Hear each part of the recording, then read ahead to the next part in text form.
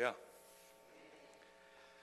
잠시 기도하겠습니다. 하나님, 부족한 종이 섰사오니 하나님이 직접 말씀하여 주옵소서.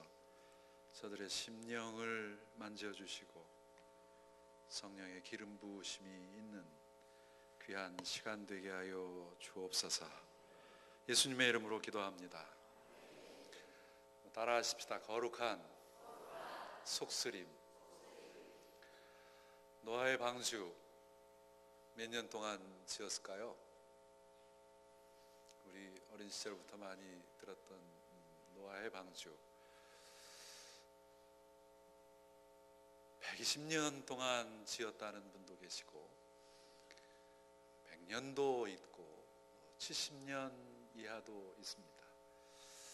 성경이 정확히 딱 몇 년이다 이렇게 명시적으로 말씀하지 않기 때문에 이렇게도 생각해보고 저렇게도 생각해 볼 수 있겠습니다만은 분명한 거는 오래 걸렸다 하는 거죠. 하나님이 말씀하신 그 수치대로 이렇게 배를 그려보니까 그 크기가 자그마치 얼마나 했을까요? 지금 우리가 쓰고 있는 축구장, 현대 축구장만한 크기의 배라고 하니 그 배를 만드는데 뭐 몇 개월, 뭐 몇 년, 뭐 이런 건 아니었을 것 같습니다. 과학이 발달하고 기술이 발달한 요즘도 엄청난 시간을 요하는 걸 텐데 당시에 뭐 오죽했겠습니까? 오래 걸렸다. 또 하나 궁금한 게 있습니다. 그 일을 몇 명이서 했을까? 노아의 방주 몇 명이 달라붙어서 지었을 것 같습니까? 그 배에 탄 사람이 모두 몇 명이라고요? 네, 앞을 보시면 정답이 있습니다. 모두 몇 명이라고요? 8명인데 그걸로 봐서 그 배 짓는데 많은 사람들이 동조한 것 같지는 않습니다. 그렇죠? 그래도 궁금한 게 가시지 않아요? 8명이서 축구장 크기에만한 배를 질 수 있는 건가? 아무리 오래 걸린다 하여도 말이죠. 오랜 시간을 들인다고 해도 또 집도 그렇지만 배는 더 정교해야 하지 않습니까? 물에 떠야 하는 건데 집도 옛날에는 대목수라고 하는 사람이 그냥 목수가 아니고 앞에 대자를 붙인 사람이 집 전체를 디자인하고 진행했다 이제 그런 얘기를 어르신들한테 들어서 그런 분들을 일컬어서 대목수라고 그랬습니다. 배는 더 하겠죠. 실패하면 가라앉는 거니까요. 집은 그냥 대충 서 있기나도 하지. 그럼 노아가 대목수인가? 이것도 잘 성경이 말하지 않기 때문에 알 수 없지만 분명한 것은 그 8명의 구성원 그저 남자 반 여자 반 뭐 그 정도 해가지고 그 배가 지어졌겠습니까? 많은 사람들을 상상컨대 그 배를 짓는데 동원을 했을 것이고 동의하지도 않는 일에 사람을 끌어오기 위해서는 분명히 대가를 지불했을 것이다 생각을 하게 됩니다. 제가 왜 이렇게 복잡한 얘기를 여러분한테 서두에 던지냐 하면 바로 이 이야기를 하기 위해서입니다. 사람들은 노아의 방주를 짓는 데 동원됐을 겁니다. 특별히 전문가를 중심으로 상당히 오랜 기간 물었겠죠. 이거 왜 하세요? 이거 왜 짓죠? 비도 안 오는데 웬 배예요? 그때 노아가 답했겠죠. 하나님께서 비를 내리신다. 그럼 비 맞으면 되잖아요. 그 정도 비가 아니고 이 땅을 멸망시킬 비를 내리신다. 이 방주를 만들지 않으면, 이 방주에 타지 않으면 그 누구도 구원받을 수 없다고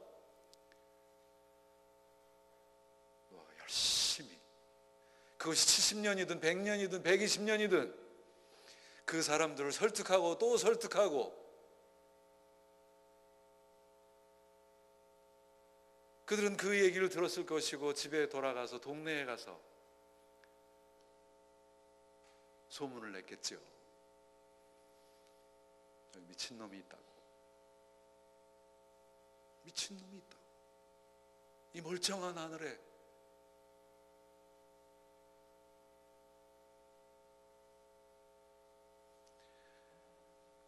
노아는 배를 짓는 그 육체적인 고통보다 말을 듣지 않는 사람들, 하나님의 음성에 귀를 기울이지 않으려 하는 사람들, 그 사람들 보면서 속이 많이 쓰렸을 겁니다. 그게 더 노아를 힘들게 하지 않았을까 싶습니다. 하나님께서 음녀하고 결혼하라 하셔서 하기는 싫었겠지만 순종하는 마음으로 결혼했습니다. 그런데 이놈하고 도망가고 저놈하고 도망갑니다. 쫓아가서 데리고 오면 또 도망가고 다시 데려와도 또 도망갑니다.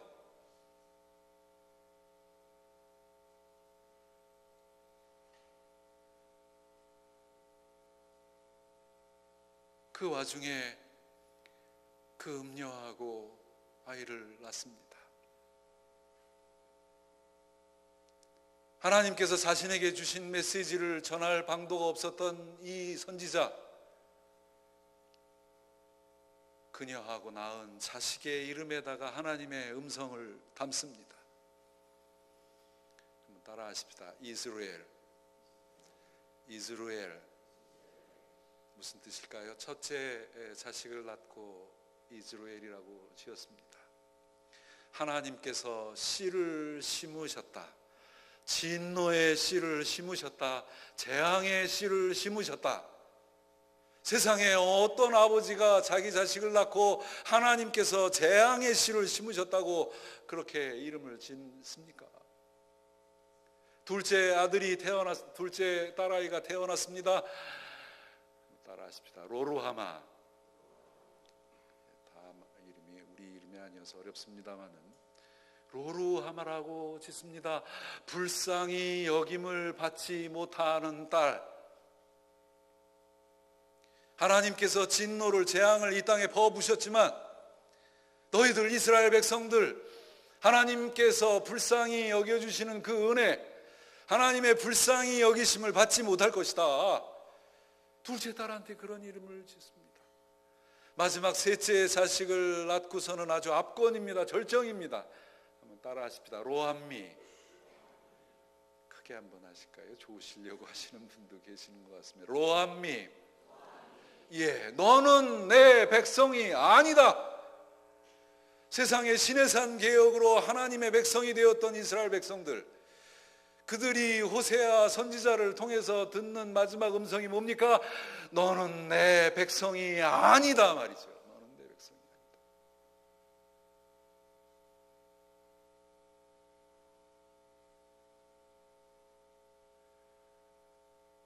집 나간 아내를 찾으러 가는 호세아, 저기 숨어 있다고 해서 쫓아갑니다. 그날 밤 그는 잠을 이루지 못했을 겁니다. 아내가 어디 있다는 얘기 듣고 쫓아갈 마음을 먹고 내일이면 가리라. 그날 밤 속이 쓰려서 저런 여자를 또 데리고 와야 합니까? 내가 자식을 얼마나 더 낳아야 됩니까? 내 사랑하는 자식들한테 내가 얼마나 이 민망한 이름을 더 붙여야 합니까?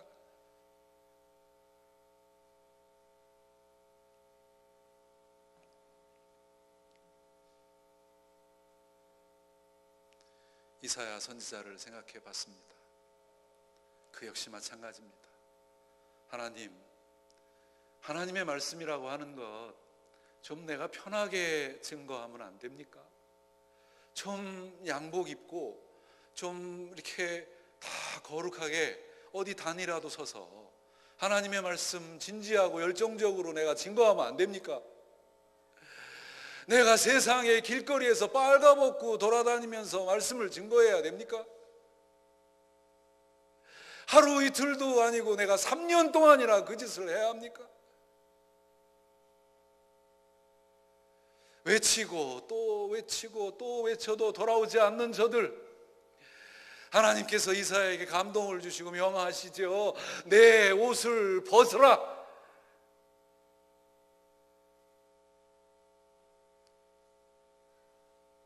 옷 벗는 게 얼마나 부끄러운 일이겠습니까? 나 혼자 욕실에서 벗는 게 아니고 사람들 많은 곳에서 내 옷을 벗으라 하시니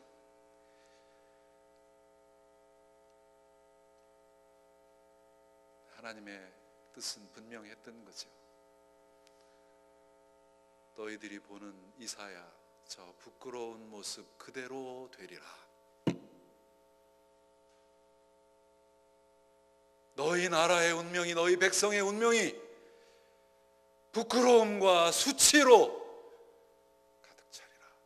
그걸 네가 보여줘라는 거죠. 그런 생각을 해봤습니다.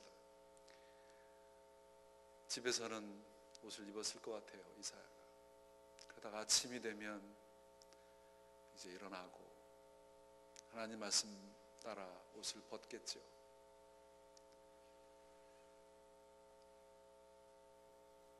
오늘도 또 벗어야 됩니까, 하나님?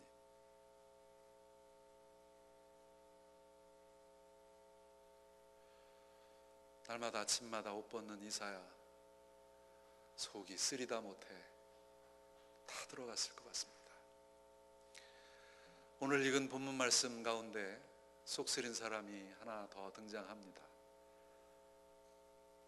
요한입니다. 요한계시록을 쓴 요한. 그가 환상 가운데 하늘을 보죠. 주님의 음성을 듣습니다.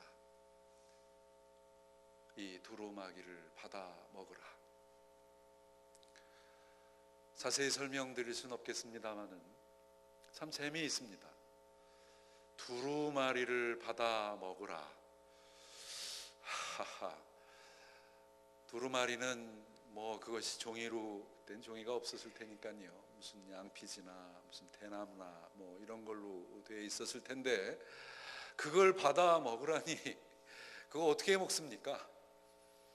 그런데 그 헤브라이즘 문화에서는 헬레니즘과 달라서 이런 표현이 아무 문제가 되지 않는다 그럽니다.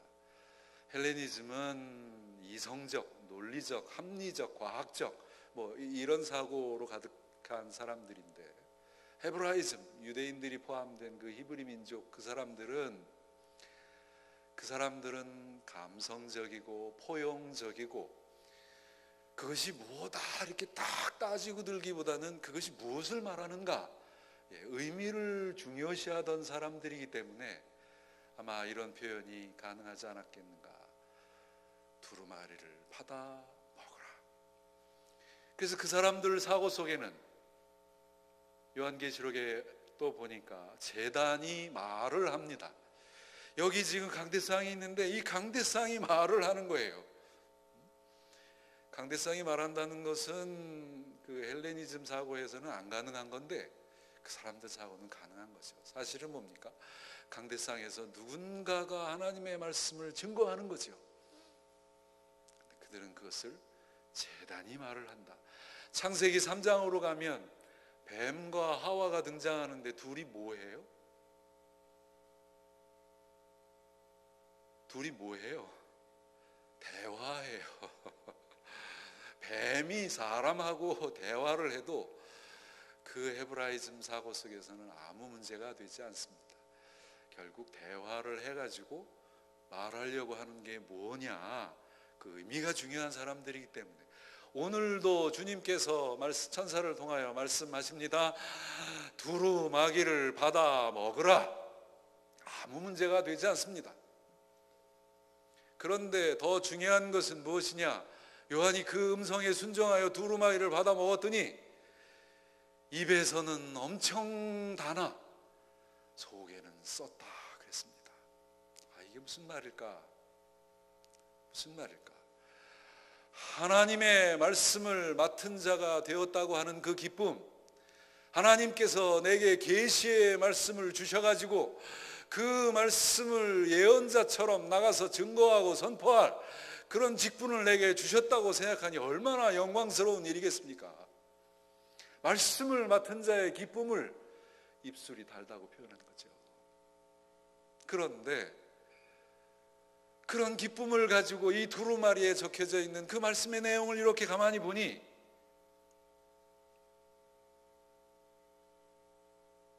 하나님의 심판과 진노와 재앙이 가득한 거예요. 종말의 때에 하나님께서 이 땅에 쏟아 부으실 심판, 재앙, 진노.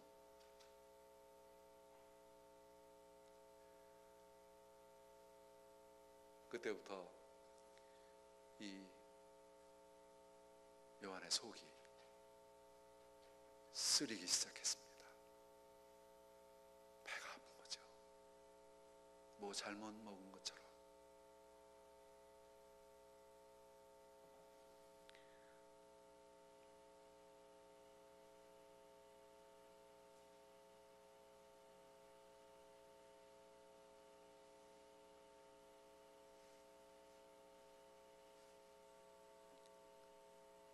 여러분, 영혼 구원을 위해서 속쓰려 보셨습니까? 하나님께서 내 앞에 갖다 놓으신 어떤 사람, 어떤 한 영혼, 그 영혼을 위한 내 마음이 아파보신 적 있습니까? 나는 기도하고 또 기도하고 준비하고 또 준비하여 그에게 손을 내밀었는데 야멸차게 매몰차게 거절하는 그 속이 쓰리고, 집에 돌아와서 울면서 다시 기도할 때 그 영혼이 갈 곳을 생각하니 더 속이 쓰리고,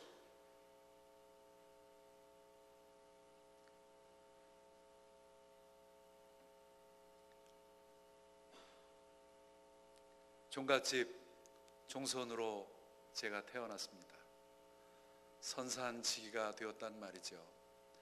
조상들이 물려주신 땅을 잘 가꾸고 보살필 책임이 저한테 있습니다. 종손이니까요. 그런데 젊은 시절 뭐가 그렇게 바쁜지 선산을 잘 가꾸지 못했습니다.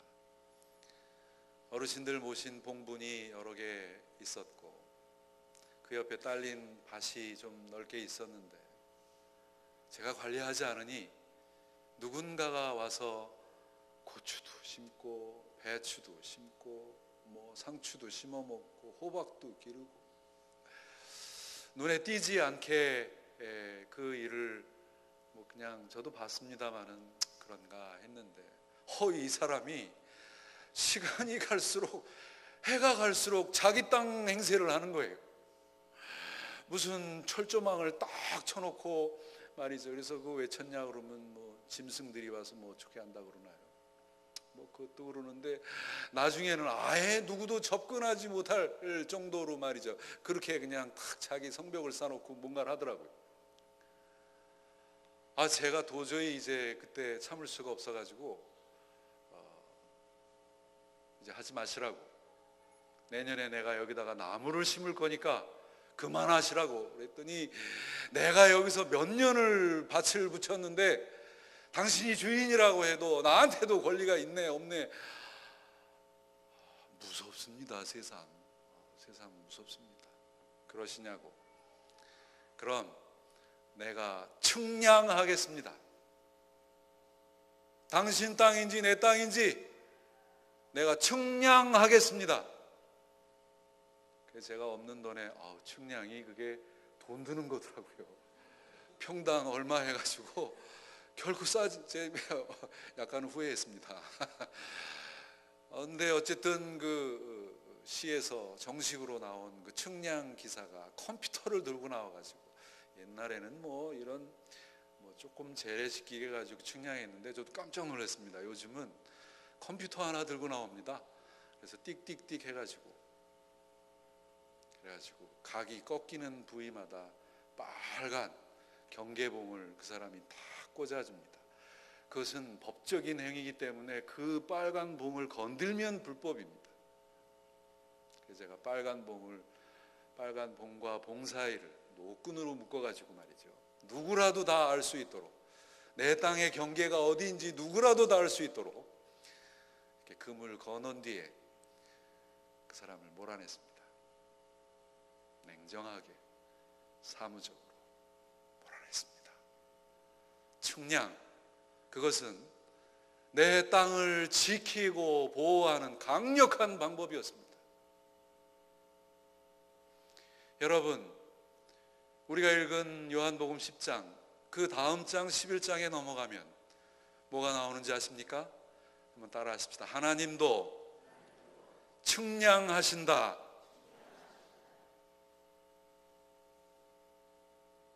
종말의 때에 하나님께서 측량하신답니다. 우리를, 성전과 성전 안에서 예배하는 자들을 측량하여 성전 안쪽으로 들이시고 생명사계로 그를 넣습니다. 성전 바깥에 있는 자들은 측량하지 말아라. 그들은 이방에게 내어준 사람들이다. 이방인에게 42달 동안 저들이 와서 짓밟으리라. 종말의 때에 하나님께서 우리를 측량하셔서 구원받을 백성들을 한켠으로 모으시고 그렇지 않은 자들을 내어버려 두신다고 하는 말씀이 계시록 11장에 나와 있습니다. 여러분, 종말의 때 회색지대가 없습니다. 내 땅도 되고 남의 땅도 되는 그런 어중간한 지대가 없습니다. 하나님의 보호하심과 지키심, 그 안에 거하게 되든지 아니면 이방인에게 내어버려 두사 짓밟힘을 42달, 여기 42달은 1260일, 한때, 두때, 반때와 더불어서 그건 극심한 고난의 때를 상징적으로 의미하는 수치입니다. 3년 반 동안이라는 뜻이 아닌 거죠.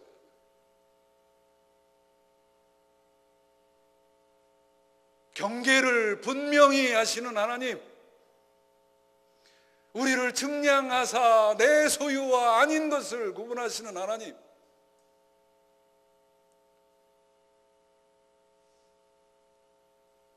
그 하나님의 뜻을 보면서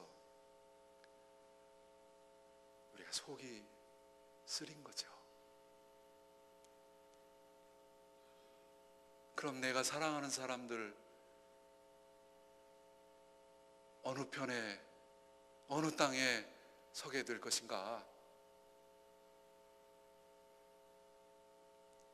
주께서 오시는 그날, 하나님께서 때를 정하신 그 마지막 순간, 그때 그 사람들은 어느 편에, 어느 땅에 서게 될 것인가? 여러분, 속이 쓰려야 할 줄로 믿습니다.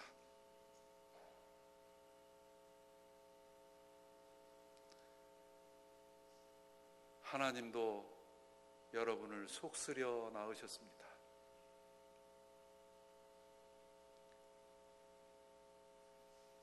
여러분 하나를 사망에서 생명으로 옮겨 놓으시기 위해서, 여러분 하나를 죽음에서 영생으로 옮겨 놓으시기 위해서 하나님께서 얼마나 속이 쓰리셨는지, 십자가에서 자기 아들이 죽어갑니다. 그 아들이 마지막으로 소리를 지릅니다.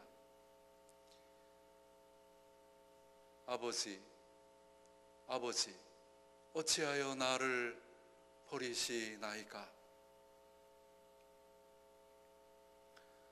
성경은 그렇게 곱게 쓰여져 있지만 이것을 제 용어로 옮기면 좀 더 과격해집니다.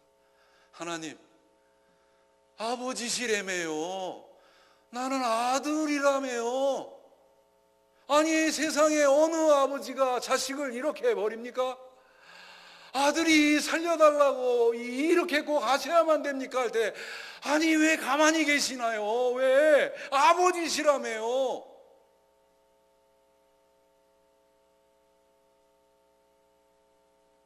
여러분, 하나님이 능력의 하나님 아니십니까?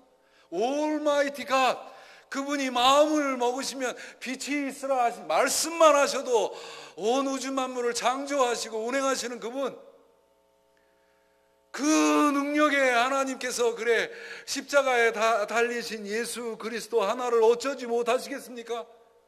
더군다나 그 자식이 지금 자기를 향하여 울부짖습니다. 어떻게 아버지가 아들을 버립니까?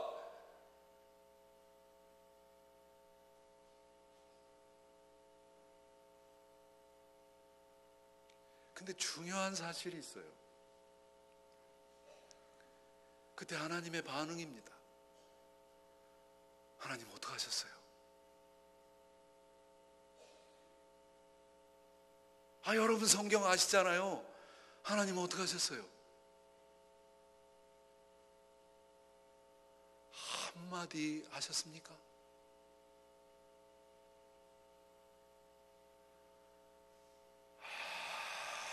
말씀 안 하셨습니다. 자식이 이러고 죽어가는데 왜 날 버리냐고 하는데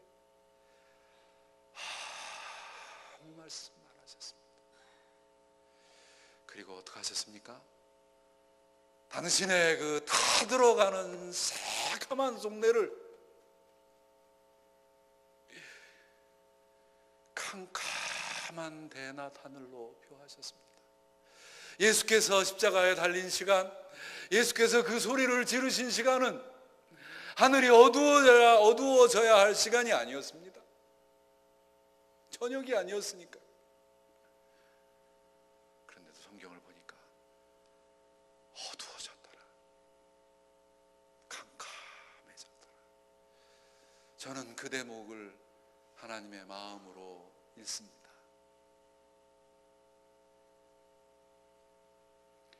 그래야 되니까, 그래야 저와 여러분을 살릴 수 있으니까. 아멘. 안타깝지만 끝까지 인내하시는 그 하나님의 속쓰림으로 저와 여러분이 있다는 것, 지금 이 자리에 나와 계시다고 하는 것 잊지 않으시면 좋겠습니다. 거룩한 속쓰림이라 했습니다. 뭐 잘못 먹어서 배 아픈 게 아니고 영혼을 향한 속쓰림, 그 거룩한 속쓰림으로 하나님께 귀하게 쓰임받는 우리 청년들, 우리 풍동교회 성도 여러분 되시기를 축복합니다. 기도하겠습니다. 하나님 감사합니다.